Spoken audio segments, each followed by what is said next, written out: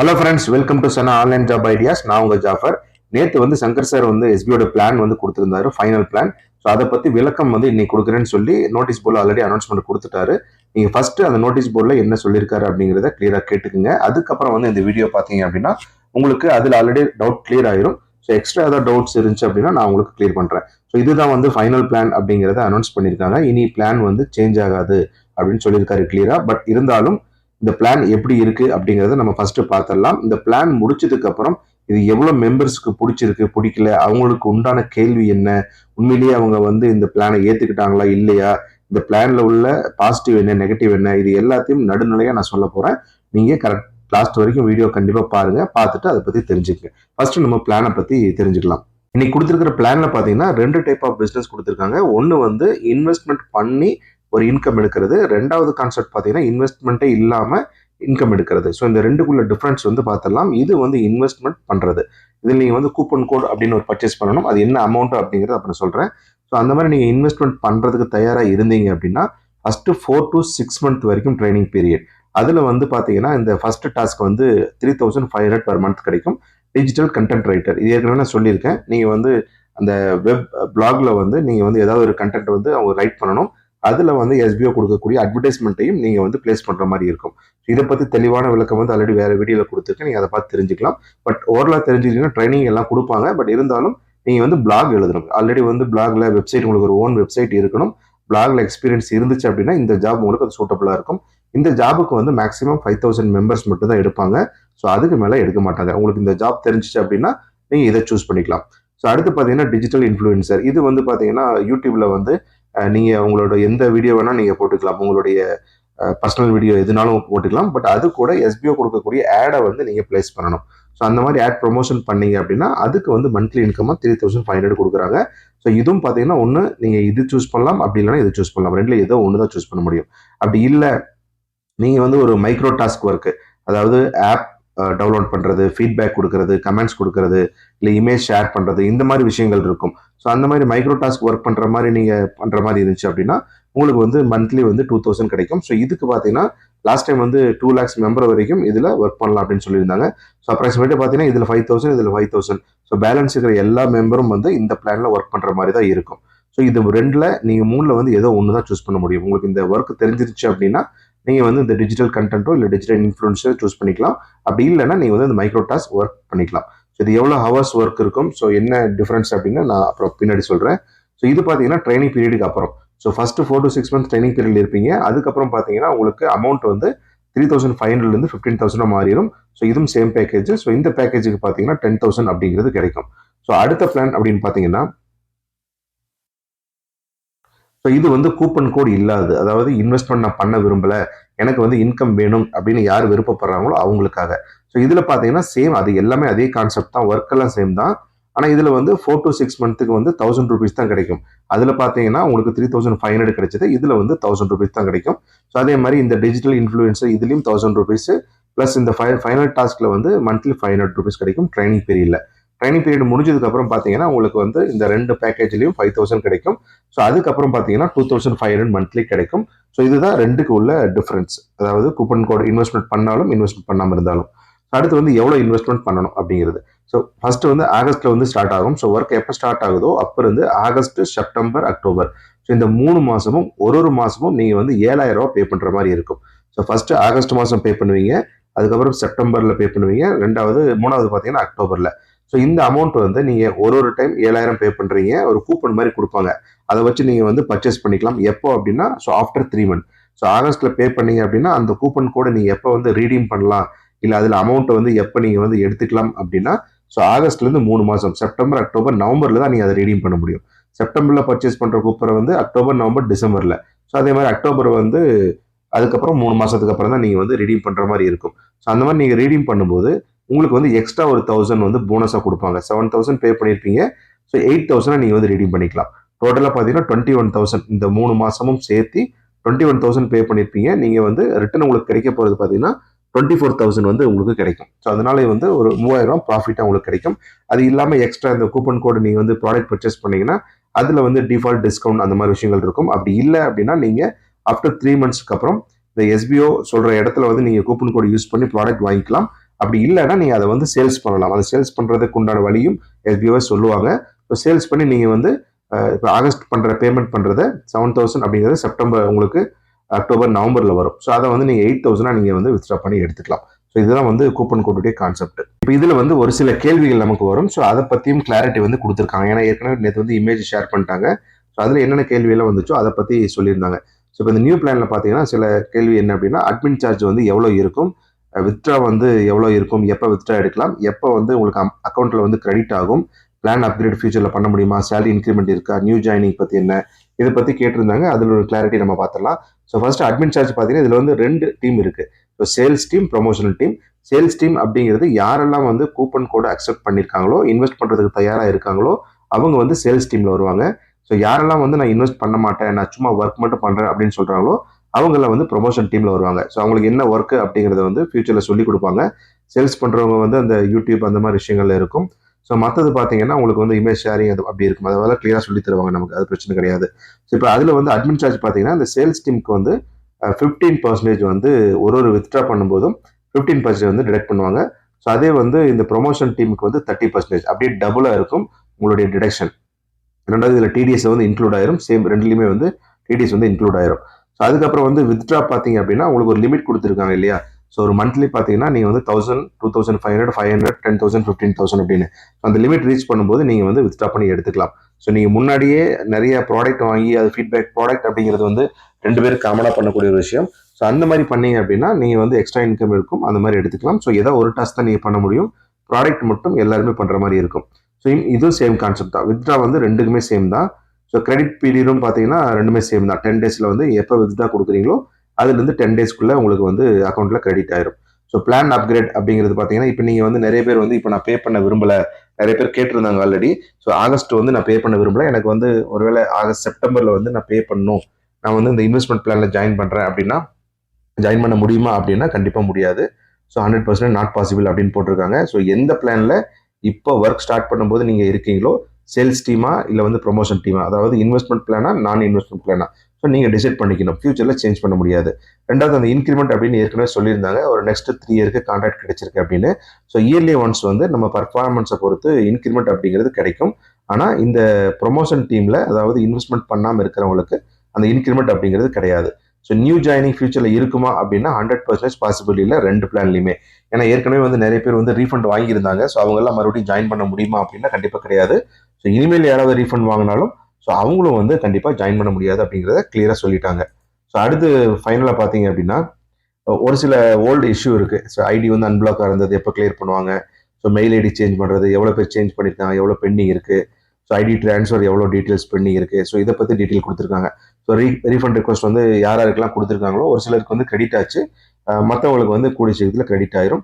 So next withdraw நமக்கு எப்போ கிடைக்கும் அப்படின்னா ஆல்ரெடி வாலெட்டில் வந்து அமௌண்ட் இருக்கிறவங்களுக்கு இந்த 27 to 29 ஜூலை, ஸோ அதுக்குள்ளே வந்து நம்ம வித்ட்ரா பண்ணிக்கலாம். இந்த மாதம் லாஸ்ட்டில் வந்து வித்ட்ரா பண்ணுற மாதிரி ஆப்ஷன் இருக்கும்.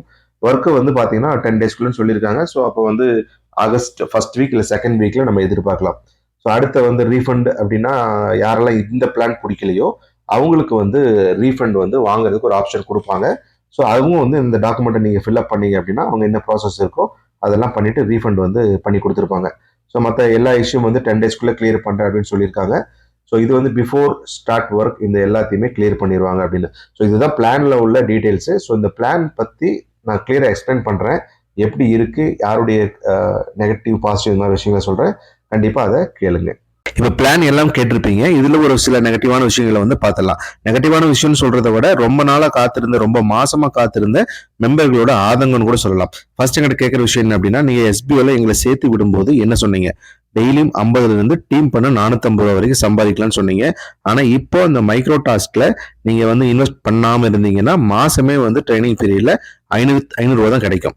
அதுக்கப்புறம் ட்ரைனிங் முடிச்சதுக்கு அப்புறம் பார்த்தீங்கன்னா 2500. ஸோ மற்ற பேக்கேஜில் வந்து 5000 வரைக்கும் கிடைக்கும்.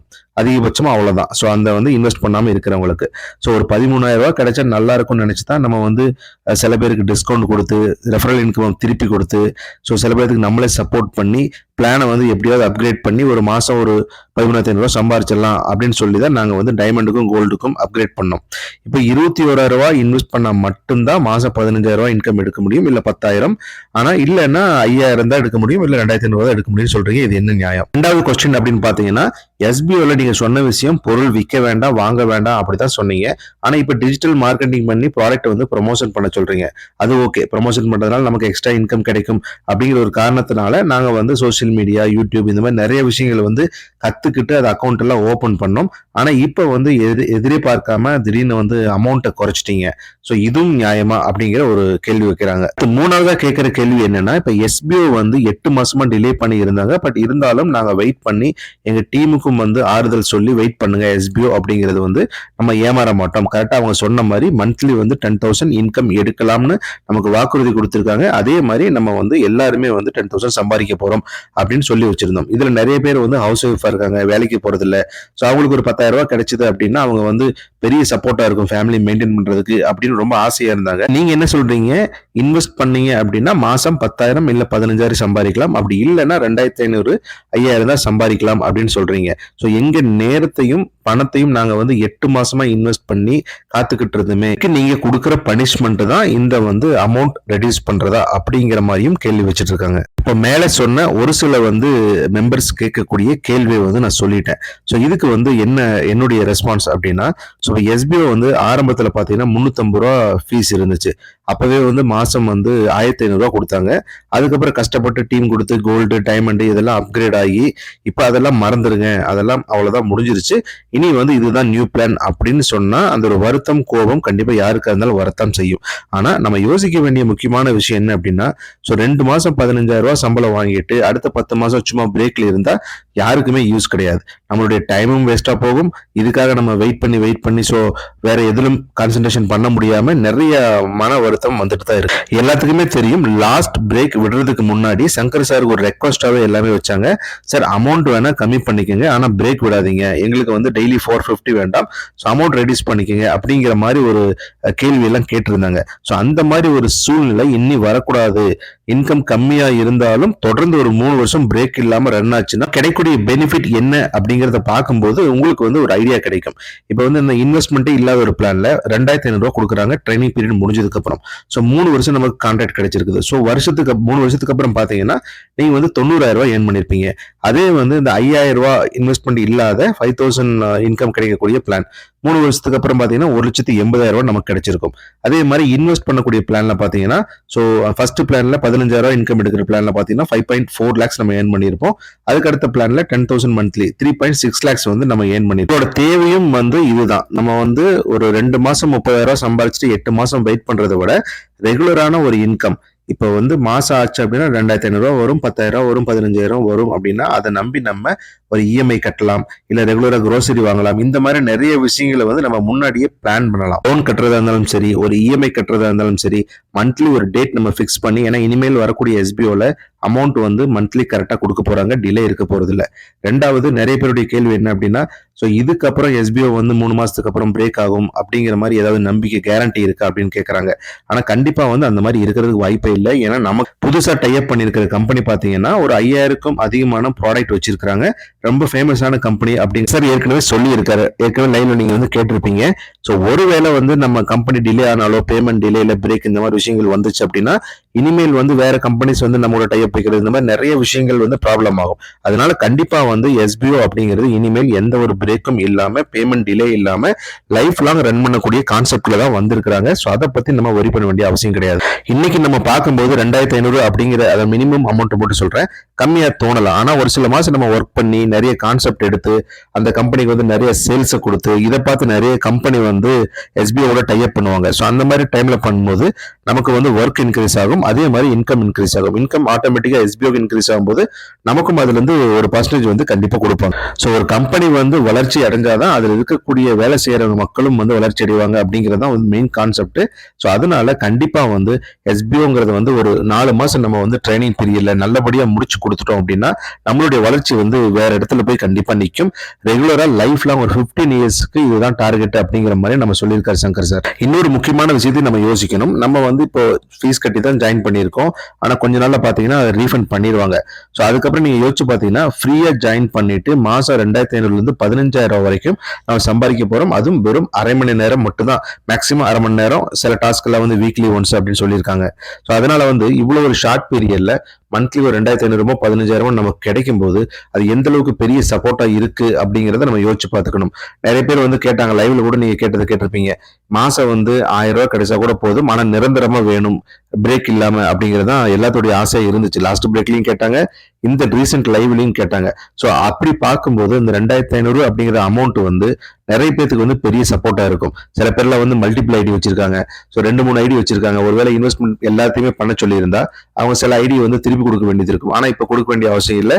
2500 அப்படிங்கும்போது 2 ஐடி 3 ஐடி வச்சிருந்தாங்கன்னா டோட்டலா பாத்தீங்கன்னா 7,500 10,000 அந்த ரேஞ்சில் அவங்க இன்கம் எடுக்கக்கூடிய சான்சஸ் இருக்கு. ஸோ அது வந்து பெரிய அளவுல கண்டிப்பா சப்போர்ட்டா இருக்கும். செகண்ட் பாயிண்ட் பாத்தீங்க அப்படின்னா, இப்ப இந்த ஆரம்ப காலத்துல இருந்த MLM மார்க்கெட்டிங்ல இருந்து இப்ப இருக்கிற ஆட்ஸ் பார்த்து, இல்ல வந்து கோல்டு காயின் வாங்கி, இல்ல 5,000 ரூபாய்க்கு ஒரு ஹெல்த் டானிக் வாங்கி, டூத் பேஸ்ட் வாங்கி அதை மற்றவங்களுக்கு நம்ம சேல்ஸ் பண்ணி அதுல கமிஷன் வாங்கி இந்த மாதிரி நிறைய பிசினஸ் ஜாபா பார்த்திருப்போம். ஆனா ஆன்லைன் ஜாப்ல நம்ம வந்து SBO மட்டும்தான் இந்த மாதிரி ஒரு கான்செப்ட் வந்து கொண்டு வந்திருக்காங்க. அதாவது டிஜிட்டல் மார்க்கெட்டிங்ல கம்ப்ளீட் ப்ராடக்ட் ப்ரமோஷன், அதுவும் லைஃப் லாங் 3 வருஷம் 4 வருஷம் இன்கம் கொடுக்கிற ஒரு பெரிய விஷயம். வேற எங்கேயுமே இந்த கான்செப்ட் நீங்க பார்க்க முடியாது. ஃப்ரீ ஜாயினிங் இப்போ ஓகே, இப்போ பே பண்ணிருக்கோம், பட் கூடிய சீக்கிரத்துல வந்து ஃப்ரீ ஜாயினிங்ல நம்ம இவ்வளவு பெரிய இன்கம் வந்து ரெகுலரா கொடுக்குறாங்க அப்படிங்கும் போது அது பெரிய விஷயமா தான் இருக்கும். ஒரு சில ஆன்லைன் ஜாப் எல்லாம் பாத்தீங்கன்னா அது வந்து நிறைய இன்கம் கொடுப்பாங்க, ஆனா மறைமுகமா வந்து அதுல நிறைய ஏமாத்து வேலை இருக்கும். ஆனா இங்க அந்த மாதிரி இருக்க போறது கிடையாது. நம்ம ரெகுலரா யூஸ் பண்ணிட்டு இருக்கக்கூடிய சோசியல் மீடியால ஒரு கொஞ்சம் நேரம் செலவு பண்ணி நம்மளுடைய SBO ப்ரொமோஷன், ப்ராடக்ட் ப்ரொமோஷனை பண்ண போறோம். அதுக்கு அவங்க ஒரு இன்கம் கொடுக்க போறாங்க. ஸோ கட்டாயமா நம்ம வாங்க சொல்ல போறது கிடையாது. SBO எப்பவுமே அந்த ப்ராடக்ட் வாங்க சொல்ல போறது இல்லை. ப்ராடக்ட் வந்து ஒரு ஆப்ஷனா தான் கொடுத்துருக்காங்க. நீங்க அந்த ப்ராடக்ட் வாங்கினீங்க அப்படின்னா அதுல ஃபீட்பேக் கொடுத்தீங்கன்னா அதுல எக்ஸ்ட்ரா இன்கம் வரும் அப்படிங்கறத தெளிவா சொல்லியிருக்காங்க. அதனால அதை பத்தி நம்ம வரி பண்ண வேண்டிய அவசியம் கிடையாது. மூணாவது பாயிண்ட் பாத்தீங்கன்னா, கண்டிப்பா நம்ம வந்து 8 மாசம் வெயிட் பண்ணிட்டு இருந்தோம். ரொம்ப பொறுமையாவே வெயிட் பண்ணிட்டு இருந்தோம். நம்ம ஜாயின் பண்ணும்போது இருந்த பிளான் வேற, இடையில வந்த பிளான் வேற, ஸோ இப்போ ஃபைனலா வந்திருக்கிற பிளான் வேற.